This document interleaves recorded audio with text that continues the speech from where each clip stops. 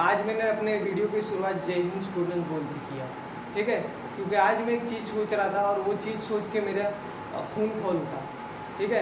China ने LAC पे यानी इंडिया और चाइना के बीच के बॉर्डर पे एक बहुत नाकारा हरकत की है और एक नाकारा करतूत को अंजाम दिया है, जिसमें भारत के 20 शहीदों को शहादत मिली है, ठीक है। तो मैं चाहता हूँ कि इंडियन आर्मी, इंडियन गवर्नमेंट अपने लेवल पे चाइना से बदला लेंगी और मैं होप करता हूँ और अपने गवर्नमेंट से यही आशा करता हूँ कि वो अपने लेवल पे चाइना को बीट करे, मुंह तोड़ जवाब दे। पर मैं अगर पढ़ा रहा हूँ, मेरे को जितने भी लड़के या जितने भी स्टूडेंट्स फॉलो कर रहे हैं, मैं चाहता हूँ कि वो एक और चीज़ फॉलो करे, पढ़ाई तो करे और उसके साथ भारत और देश हित में काम करे। वो काम है बायकॉट चाइना, ठीक है। चाइना ने mobile market, TV, LCD LED market में अपना बहुत मैन्युफैक्चरिंग में बहुत बड़ा हाथ डाल दिया है, ठीक है। तो हम अपने को कोई ऑप्शन नहीं है मोबाइल या फिर चाइना के टीवी लेने के बगैर। बट मैं चाहता हूँ कि उसके अलावा जो भी मेड इन चाइना की चीज़ें हैं, जैसे कि चाइना के खिलौने, जैसे आप बर्थडे पे जाते हैं चाइना के खिलौने लेके जाते हैं, ठीक है, वो ले जाना बंद कर दी। किसको बर्थडे गिफ्ट देना है तो कोई बुक दीजिए जो इंडियन ऑथर ने लिखी हो या फिर बाहर के ऑथर ने लिखी हो, वो बुक दीजिए, पेन दीजिए, कुछ भी पढ़ाई लिखाई की चीज़ें दीजिए, पर सस्ती चाइना के खिलौने कभी किसी को गिफ्ट मत कीजिए। मैं चाहता हूँ कि आपके लड़के भी सस्ती चाइना की चीज़ें यूज़ ना करें, ठीक है। मेड इन चाइना वाली प्लास्टिक की चीज़ें यूज़ करें। अगर आप कोई भी चीज़ ले रही है प्लास्टिक की तो उस पर देखिए कि मेड इन चाइना है या मेड इन इंडिया है। अगर मेड इन इंडिया वाली चीज़ 2 रुपये से महंगी होगी, 10 रुपये से महंगी, 20 रुपये, 100 रुपये से, जितने से भी महंगी होगी, मैं चाहता हूँ कि आप मेड इन इंडिया वाली ही चीज़ लें, मेड इन चाइना को बाइकआउट करें, ठीक है। और हो गया कि बहुत सारे स्टूडेंट क्या करते हैं, पतंग उड़ाते हैं नायलॉन के मांझे से। नायलॉन पूरा चाइना में बनता है, ठीक है। तो मैं नहीं चाहता कि मुझे फॉलो करने वाला कोई भी लड़का या फिर ये चैनल को फॉलो करने वाला कोई भी लड़का चाइना के मांझे यूज़ करे, ठीक है। मेड इन चाइना वाली चीज़ों को बाइकआउट ही करना है। अपने को उसका अल्टरनेटिव देखना है कि मेड इन इंडिया में क्या है। चीज़ कितनी भी महंगी रहो, मेड इन इंडिया की लीजिए, ठीक है। होप सो आप समझ गए होंगे कि बाइकआउट चाइना का क्या मेरा उद्देश्य था, ठीक है। आज नेक्स्ट टॉपिक के ओर बढ़ते हुए देखते हैं कि अपने को एटॉमिक रेडियस पढ़ना, ठीक है। मैंने 2-3 टॉपिक क्लियर किया हूँ फ्रेंड्स, स्टूडेंट्स। ये एटॉमिक नंबर क्या होता है, एटॉमिक मास नंबर क्या होता है, वैलेंसी क्या होता है, एटॉमिक रेडियस बच गया, ठीक है। इन सब को मैंने कवर कर लिया हूँ। प्रीवियस वीडियो देख के ये वीडियो देखिए, ठीक है। ये वीडियो को ज़्यादा से ज़्यादा लाइक आए क्योंकि इसमें बाइकआउट चाइना का है, ठीक है। और ये वीडियो ज़्यादा से ज़्यादा शेयर हो। मेरे बाकी वीडियो कोई भी शेयर नहीं हुआ तो चलता है, बट ये वीडियो सबसे ज़्यादा शेयर हो, ठीक है। कोई लड़के ने ये भी नहीं पढ़ा, ये भी नहीं देखा तो चलता है, पर स्टार्टिंग के 2 मिनट देखना जरूरी है, ठीक है। आपको अगर सीरियसली पढ़ना है तो यहाँ से देख सकते हैं, पर स्टार्टिंग के 2 मिनट आपको देखना जरूरी है और फॉलो तो करना बहुत ज़्यादा जरूरी है, ठीक है। तो अब देखते हैं next topic, atomic radius, okay. Atomic radius क्या होती है? एटॉमिक रेडियस, अपन ने एटम का स्ट्रक्चर देखा है। एटम का स्ट्रक्चर कैसा रहता है, मैं बार बार एक चीज इसीलिए रिपीट कर रहा हूँ कि आपको वो चीज दिमाग में घुस जाए, ठीक है। तो देखते हैं, न्यूक्लियस रहता है, ठीक है। न्यूक्लियस के आजू बाजू कौन रिवॉल्व करता है? इलेक्ट्रॉन रिवॉल्व करते हैं, ठीक है। मतलब क्या है कि एटम क्या है? सर्कुलर। सर्कल की क्या रहती है? रेडियस रहती है, ठीक है। ये क्या है? उसकी रेडियस, ठीक है। ये इसकी रेडियस है, इसको ही बोलते हैं एटॉमिक रेडियस। अब ये क्या होगा कि एटम बढ़ते बढ़ते जाएगा तो इसकी रेडियस भी बढ़ते बढ़ते जाएगी, बट एक फैक्टर पे डिपेंड करता है एटॉमिक रेडियस, ठीक है। एक फैक्टर क्या है वो एकदम अच्छे से समझना, ठीक है। नहीं समझा तो बार बार रिपीट करके देखना, पर ये चीज आपको बिल्कुल समझना है, एटॉमिक रेडियस क्या होता है, ठीक है। अगर मान लीजिए कि ये हाइड्रोजन एटम, ठीक है, इसका एटॉमिक नंबर 1 है, एक इलेक्ट्रॉन है तो एक प्रोटॉन रहेगा, बट नंबर ऑफ न्यूट्रॉन 0 रहेंगे, ठीक है। हाइड्रोजन में मैंने बताया था कि नंबर ऑफ न्यूट्रॉन 0 रहते हैं। अगर मान लीजिए कि रेडियस, अगर मान लीजिए कि ऑर्बिट इतनी ही है, ठीक है, ऑर्बिट इतनी है, मैं क्या करता हूँ, प्रोटॉन की संख्या बढ़ाता हूँ, 2 कर देता हूँ। क्या कर देता हूँ? प्रोटॉन की संख्या बढ़ा देता हूँ, 2 कर देता हूँ, तो इलेक्ट्रॉन भी इसमें 2 आएंगे। बट होगा क्या इससे? ऑर्बिट एक ही है, ऑर्बिट क्या है? एक ही ऑर्बिट है, बट प्लस चार्ज बढ़ने की वजह से क्या हुआ है, उस पर प्लस चार्ज बढ़ने की वजह से ये जो भी रेडियस है ये प्लस क्या करेगा, इन दोनों को खींचेगा। पहले एक था तो इतनी एटॉमिक रेडियस आ गई, जैसे यहाँ पे प्रोटॉन बढ़ गया तो मैंने बताया था प्रोटॉन इलेक्ट्रॉन को खींचता है तो ये एटॉमिक रेडियस कम हो जाएगी। ठीक है, ये एटॉमिक रेडियस कम हो जाएगी। ठीक है, अब अगर मान लीजिए, अब एग्जांपल देखिए क्या होता है कि अगर मैं तीन प्रोटॉन कर देता हूँ यहाँ पे, तो आपका ये सोचना होगा कि और एटॉमिक रेडियस कम होगी, बट नहीं, ऐसा नहीं होगा। उसके पीछे का रीजन ये है कि अगर मैं 3 इलेक्ट्रॉन कर देता हूं तो एक ऑर्बिट बढ़ता है। समझ गए क्या? एक ऑर्बिट बढ़ता है, इसमें क्या हुआ, एटॉमिक रेडियस बढ़ गई, बिकॉज ऑर्बिट बढ़ा। अगर ऑर्बिट बढ़ेगा तो एटॉमिक रेडियस बढ़ेगी, बट अगर ऑर्बिट अब इतने पे फिक्स हो जाएगा। क्यों फिक्स हो जाएगा? क्योंकि यहाँ पे 4 प्रोटॉन आ जाएंगे। ठीक है, तो यहाँ पे 4 इलेक्ट्रॉन आ जाएंगे। अब देखो कि ऑर्बिट एक ही है, ऑर्बिट ये एक ही एक्स्ट्रा है। अब इसके बाद ऑर्बिट बढ़ेगा क्या, मैं यहाँ पे इलेक्ट्रॉन बढ़ाऊंगा तो ऑर्बिट बढ़ रहा है क्या, ऑर्बिट कांस्टेंट हो गया। अभी ऑर्बिट क्या हो गया, कांस्टेंट हो गया। अब तीसरा ऑर्बिट नहीं जुड़ेगा, अगर मैं कब तक नहीं जुड़ेगा, जब तक इसमें 8 फील नहीं होती। ठीक है, यहाँ पे 6 कर दिया तो यहाँ पे एक इलेक्ट्रॉन ज्यादा आ गया, ऑर्बिट बढ़ा क्या, ऑर्बिट नहीं बढ़ा है। ऑर्बिट नहीं बढ़ा तो इसके वजह से क्या होगा, यहाँ पे पॉजिटिव चार्ज बढ़ रहा तो इलेक्ट्रॉन को अपनी तरफ अट्रैक्ट करेंगे और एटॉमिक रेडियस कम होगी। ठीक है, एटॉमिक रेडियस इस केस में कम होती जाएगी। कब तक कम होती जाएंगी, जब तक ऑर्बिट 2 के 2 ही है और प्रोटॉन की संख्या बढ़ रही है। अगर मैंने यहाँ पे 7 कर दिया, एक और इलेक्ट्रॉन आ गया और कम होगा। 8 कर दिया, यहाँ पे 8 आ गया और कम होगा। 9 कर दिया, यहाँ पे एक और इलेक्ट्रॉन आ गया और कम हो गया। 10 कर दिया, यहाँ पे एक इलेक्ट्रॉन आ गया, कम हो गया। अब मैंने देखो 11 कर दिया, इसमें 2 आ गए, इसमें 8 आ गए, इसमें 8 ही आते हैं। अब देखो 11 करने के बाद एटॉमिक रेडियस बोलेंगे और कम होगी, नहीं, इसके साथ एक ऑर्बिट भी तो बढ़ जाएगा ना, तो एटॉमिक रेडियस बढ़ गई। तो एटॉमिक रेडियस बढ़ती कब है और कम कब होती है, जब एक ऑर्बिट एक्स्ट्रा ऐड होता है तब एटॉमिक रेडियस बढ़ती है। बट ऑर्बिट कांस्टेंट है, ऑर्बिट कांस्टेंट है और प्रोटॉन के लेवल बढ़ रहा है तो वो कम होगा, क्योंकि ये जो सेंटर न्यूक्लियस है वो ऑर्बिट को अपनी तरफ खींचता है।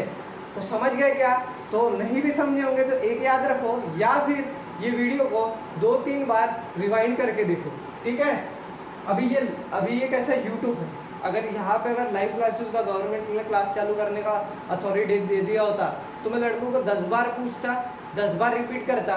बट ये यूट्यूब है, आपको क्या करना पड़ेगा, इसको 10 बार रिपीट करके देखना पड़ेगा जब तक समझता नहीं हो। तो एक याद रखो कि ऑर्बिट अगर कांस्टेंट है, प्रोटॉन बढ़ते जा रहे हैं, ऑर्बिट अगर कांस्टेंट है मतलब ऑर्बिट बढ़ नहीं रहा और प्रोटॉन बढ़ रहे हैं तो एटॉमिक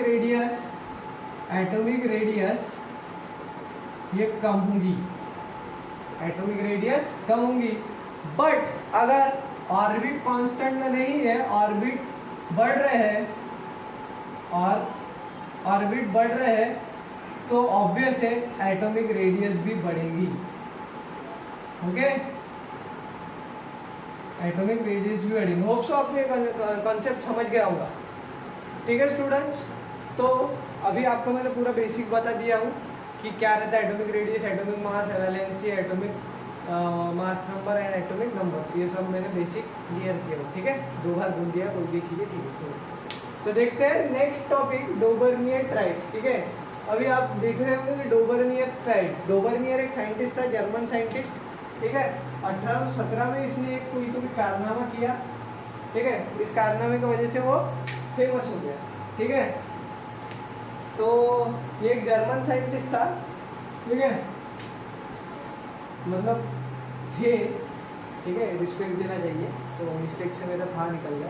ओके, जर्मन साइंटिस्ट थे, इन्होंने कुछ जो कारनामा किया है उससे वो फेमस हो गए। ठीक है, तो देखते हैं इन्होंने क्या किया था। 1817 में क्या हुआ था, 1817 तक ओनली 30 एलिमेंट्स ही पता थे। ओके, 30 एलिमेंट्स ही सबको पता थे। तो अब क्या था कि मान लीजिए आपके पास 30 कपड़े, ठीक है, बट आपने क्या कर लिया, एक अलमारी में डाल दिया, समझ में नहीं आ रहा कब कौन सा पहनना है कब कौन सा नहीं पहनना है। तो वैसे ही साइंटिस्ट लोगों के साथ था, 30 एलिमेंट थे, बट वो पता नहीं थे कि कैसे उनको रखना है, कब यूज़ करना है, उनकी प्रॉपर्टी क्या है, उनको कैसे रखा जाए, ठीक है। सब ऐसे ही कैसे भी लिख देते थे कि पोटेशियम, सोडियम, ऐसा ऐसा ऐसा पूरा एक के नीचे एक उनका एटॉमिक नंबर वगैरह लिख देते थे, ओके। बट फिर इन्होंने, डोबर्नियर ने एक चीज़ सजेस्ट की कि मैं इलेक्ट्रॉन को एक अरेंजमेंट में रखता हूँ, वही अरेंजमेंट को डोबर्नियर ट्राइड्स बोला गया, ठीक है। वो अरेंजमेंट क्या थी, मतलब उन एलिमेंट्स को रखा कैसे गया था, वो डोबर्नियर ने बताया था, ठीक है। तो देखते हैं स्टूडेंट्स कि डोबर्नियर जी ने 1817 में 29 एलिमेंट्स को कैसे रखा। तो ये है, ये आपको समझेगा नहीं, ठीक है। तो मैं बताना चाहता हूँ ये टेबल कैसे उन्होंने क्रिएट किया, ओके। सो देखिए क्या हुआ है कि अब उनके पास एलिमेंट्स थे, कौन कौन से, लिथियम, पोटेशियम, सोडियम, कैल्शियम, ये है सेलेनियम, ये Ba क्या होता है, ब्रोमीन, ये ब्रोमीन, ये तो देखना पड़ेगा क्या होता है पीरियोडिक टेबल में, 118 एलिमेंट्स है, ठीक है। तो किसी किसी को 118 एलिमेंट्स में से कुछ नहीं पता रहता है, तो Ba देखना पड़ेगा क्या होता है। Ba यहाँ पे लिखा है क्या, बेरियम, ओके। Ba यानी बेरियम, क्लोरीन, ब्रोमीन, आयोडीन, ठीक है। तो वो समय पे और है, इसमें और है, ठीक है। यहाँ पे 3 ही एग्जाम्पल लिया, ऐसे 5 एग्जाम्पल है, 10 एग्जाम्पल है, कैसे 3 3 3 3 3 3 के ग्रुप में 30 एलिमेंट्स को रखा है, ठीक है। डोबर्नियर ने क्या किया था, 3 3 के ग्रुप में 30 एलिमेंट्स को रखा गया था, ठीक है। ऐसे और है नीचे, बट अपन 3 ही एग्जाम्पल को स्टडी करेंगे, ठीक है। तो इसलिए डोबर्नियर ट्राइड बोला जाता है, मतलब डोबर्नियर के ट्राइड्स, मराठी में इसको त्रिमेय कुछ तो भी बोलते हैं, ठीक है। मराठी स्टूडेंट्स अपने बुक में देख लेना, त्रिमेय या फिर ट्राइड्स मतलब क्या होता है कि 3 एलिमेंट के ग्रुप बना बना के रखे। अब मुझे एक बात बताएं कि यही 3 एलिमेंट को क्यों रखा, यही 3 एलिमेंट को क्यों रखा, लिथियम के साथ हाइड्रोजन क्यों नहीं रखा, या फिर ऑक्सीजन क्यों नहीं रखा, लिथियम के साथ सोडियम नहीं रखा गया, पोटेशियम नहीं रखा गया, इन तीनों का ही ग्रुप बनाया गया। जैसे मान लीजिए कि स्कूल में क्या होता है, हर लड़के क्या करते हैं, अपने ग्रुप बना लेते हैं, वो लड़के उसी के साथ ग्रुप क्यों बनाते हैं, क्योंकि उनमें कुछ ना कुछ सिमिलैरिटीज या फिर कुछ ना कुछ रिलेशन रहता है। 3, अगर मान लीजिए कि एक स्कूल है, स्कूल में 30 लड़के, यानी वो 30 एलिमेंट है, वो आपके मन में ये सोच आई होंगी कि वो 3 3 3 3 के ग्रुप क्यों, ये लड़का इसके साथ क्यों नहीं, वो लड़का उसके साथ क्यों नहीं, मतलब लिथियम के साथ Na क्यों है, पोटेशियम में क्यों है। तो इसके पीछे एक फार्मूला बताया था डोबर्नियर जी ने। क्या फार्मूला बताया था डोबर्नियर जी ने कि देखिए उन्होंने क्या किया था कि लिथियम लिया, लिथियम एक एलिमेंट लिया, उसके साथ एक ऐसा कोई तो भी एलिमेंट लिया जिसको ऐड कर किया उन्होंने। जैसे लिथियम के साथ उन्होंने लिया पोटेशियम, ये को बोलते हैं पोटेशियम, उन्होंने लिथियम के साथ पोटेशियम लिया, ठीक है। लिथियम का एटॉमिक मास नंबर है 6.9। अब एटॉमिक मास नंबर क्या होता है, मैंने आपको बता दिया। एटॉमिक मास नंबर होता है number of proton plus number of neutron. तो उन्होंने देखा कि लिथियम का एटॉमिक मास नंबर 6.9 है, पोटेशियम का एटॉमिक नंबर 39.1 है, इन दोनों की एडिशन किया, उसको फिर 2 से डिवाइड किया तो एक नंबर मिला उन्हें। वो नंबर क्या था, फिर उन्होंने देखा कि ये नंबर किसका एटॉमिक नंबर बन रहा है, एटॉमिक मास बन रहा है। तो उन्होंने देखा कि ये तो सोडियम का एटॉमिक मास नंबर बन रहा है। तो उन्होंने क्या किया कि कोई एक एलिमेंट लिया, उसको किसी एक और एलिमेंट के एटॉमिक मास नंबर के साथ ऐड करके 2 से डिवाइड कर दिया। तो ये जो भी आंसर आया, ये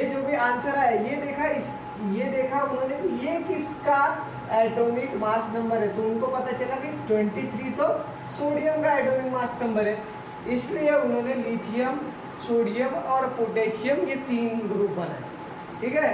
तो मीनिंग क्या है कि डोबर्नियर ने क्या किया है, फर्स्ट एंड लास्ट, इसको मीन निकालना बोलते, क्या बोलते हैं, मीन या फिर एवरेज निकालना बोलते हैं, ठीक है। दो चीज का एडिशन करके डिवाइड बाय 2 करना, इसको मीन या फिर एवरेज बोलते हैं। ये आप मैथ्स में पढ़ चुके हो, ठीक है, ये मैथ्स का पार्ट है। तो उन्होंने क्या किया, Dobereiner, what Dobereiner did that he add up the first and third element and divide by 2, then one number is appeared and he found that this number is atomic number of sodium, okay। so उन्होंने फिर उन तीन चीजों का addition, तीन चीजों का अलग ग्रुप बनाया। वैसे उन्होंने फिर एक एलिमेंट लिया कैल्शियम, फिर उसको क्या किया, थर्ड एलिमेंट के साथ ऐड किया, उसको फिर डिवाइड बाय 2 किया, और ये जो नंबर आया वो ढूंढा उन्होंने कि ये किसका एटॉमिक मास नंबर है। तो उनको पता चला कि ये तो स्ट्रोनियम का एटॉमिक मास नंबर है। तो उन्होंने ये 3 ग्रुप बनाए।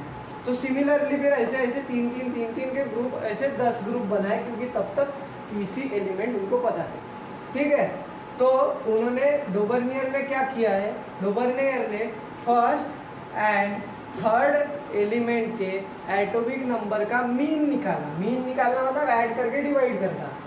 फर्स्ट एंड थर्ड एलिमेंट का मीन निकाला है, और उसके बाद जो एटॉमिक नंबर आया वो ढूंढा कि ये तो इसका है, तो इन दो तीनों का ग्रुप बना दिया गया, ठीक है, समझ गए। तो ये है atomic mass number of sodium, यहाँ पे जो भी यहाँ पे लिख लिया गया है, और यहाँ पे थर्ड एलिमेंट का एटॉमिक मास नंबर लिखा है, ठीक है। सो होप सो स्टूडेंट्स, ये समझ गया होगा आपको कि डोबरनियर ने क्या किया, फर्स्ट एंड लास्ट के एटॉमिक मास का मीन निकाल के देखा कि ये किसका मीन बन रहा है, और वो 3 जनों का ग्रुप बना दिया। होप सो आपको समझ गया होगा, ठीक है।